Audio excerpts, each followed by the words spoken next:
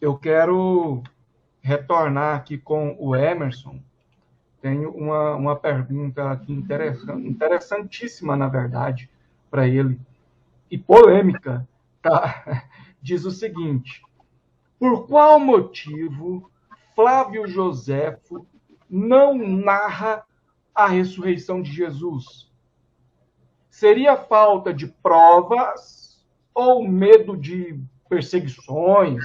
Sei lá, algo nesse sentido. Contigo, Emerson. Beleza, perfeito, pessoal. Então é o seguinte, quem não conhece, Flávio José foi um autor, né, um judeu que trabalhou para o Império Romano ali, no caso, alguns chamam ele de vira-casaca, né? Mas, no caso, trabalhou para os Flavianos, para o Império Romano.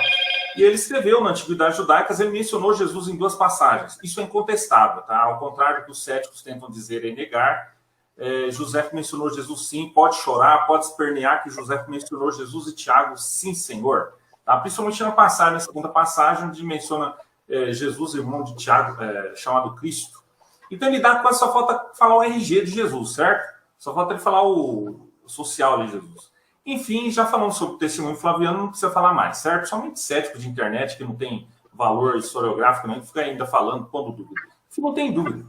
Então, uma questão é por que José mencionou. Inclusive, alguns falam, porque os patrísticos lá, Eusébio e outros não mencionaram o testemunho flaviano. E já falamos sobre isso. Por quê? Porque não tinha valor apologético necessariamente. Porque a existência de Jesus, ora, somente no século XIX que foi posta em dúvida a existência de Jesus. Antes não, entendeu?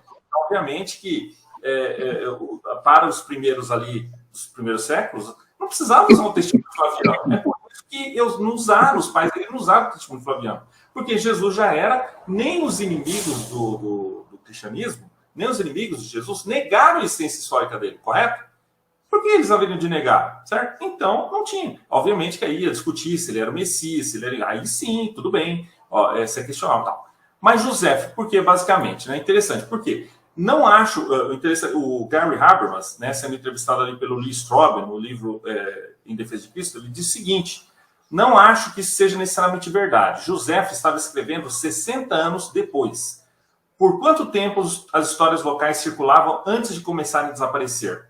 Então, ou José não sabia disso, o que é possível, ou que ele optou por não mencioná-lo, o que faria sentido, porque sabemos que José não era um seguidor de Jesus.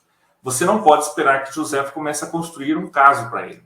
Anteriormente, no livro, né, Strobel citou outro especialista evangélico que disse que, olha, pessoal, que interessante essa informação, hein? Olha que... Por isso que eu gosto de trazer essas pepitas de ouro aqui. Olha que interessante.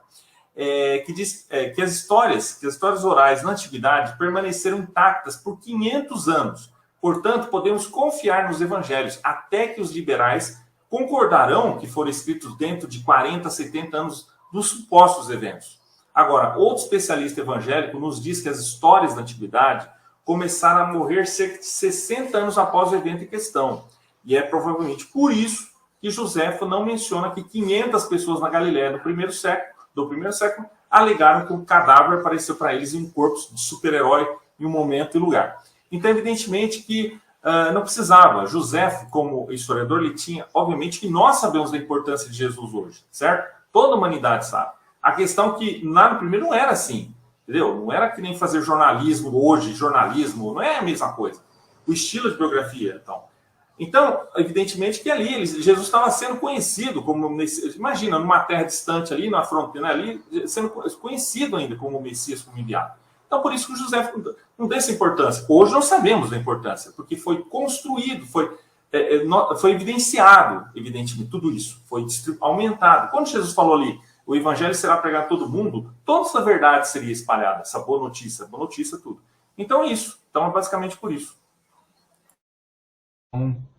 Muito bom, muito bom. Às vezes as pessoas querem provas e elas acabam partindo para anacronismos. Às vezes elas, sei lá, queriam provas, filmagens, fotografias, coisas que não existiam, obviamente, naquela época, né, gente? Pois é, só Então, faltava querer trazer ali. Então, já falamos sobre isso, né? Se a maior prova que eles podiam ter é o corpo de Jesus. Ora, simples, se Jesus estou, mostrava ali, pegava o corpo dele e mostrava, acabou. Acabou o cristianismo, né? Pois é.